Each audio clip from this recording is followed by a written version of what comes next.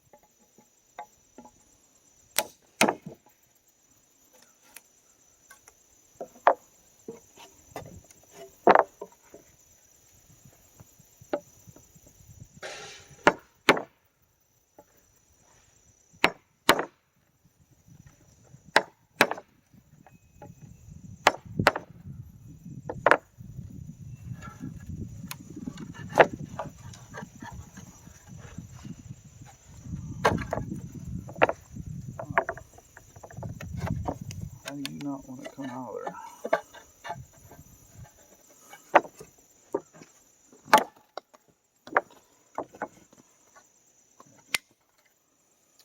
Gotta love the knots.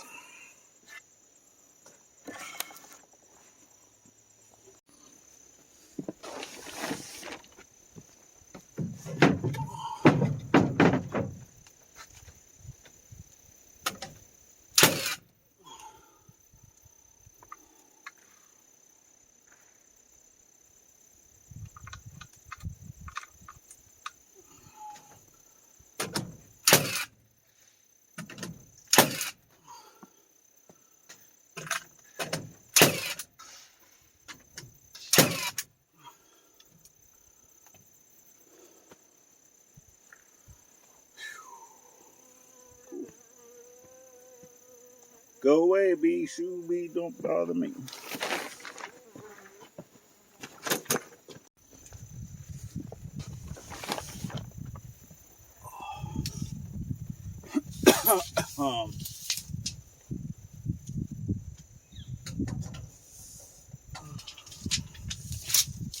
Yeah, I know.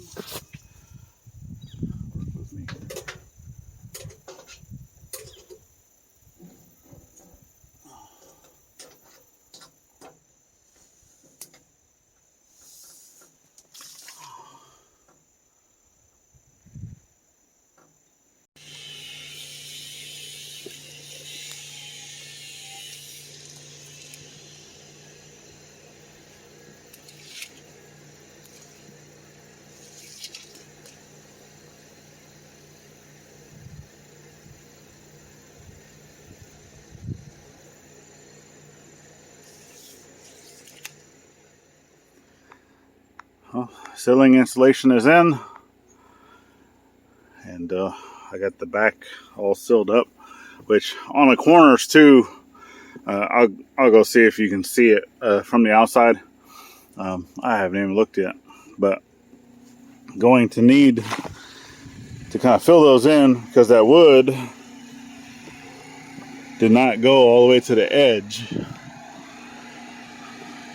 So actually I'm not gonna be able to see up in there anyway. Maybe you guys can see for me. Can you see up in there? No? Okay. But anyway, it left about, that much of a gap, so I kind of sealed that up. But I'm going to be coming back in here, with some the big gap filler spray foam, and just kind of put some up in there, some up in there. But then I'm still going to trim this off, back here, right?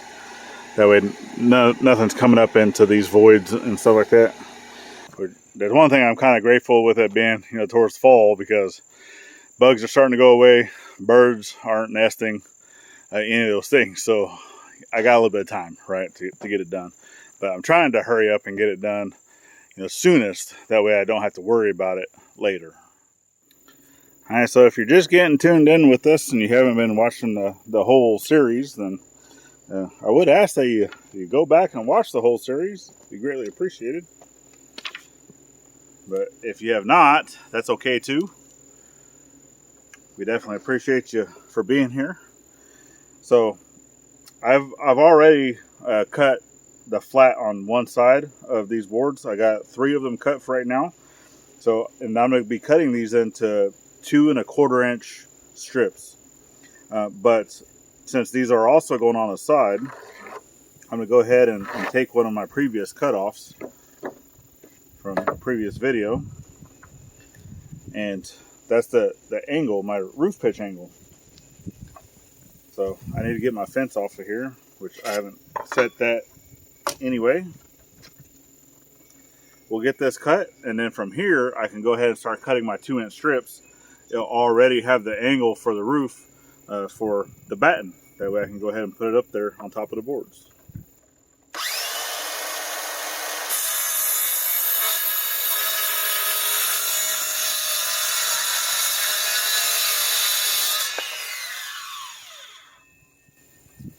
Just like said.